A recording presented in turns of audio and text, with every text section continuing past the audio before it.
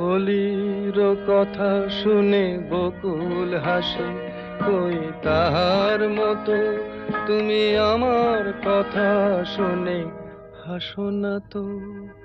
ধরার ধুলিতে যে ফাগুন আসে, কই তাহার মতো তুমি আমার কাছে কভু আসো না তো।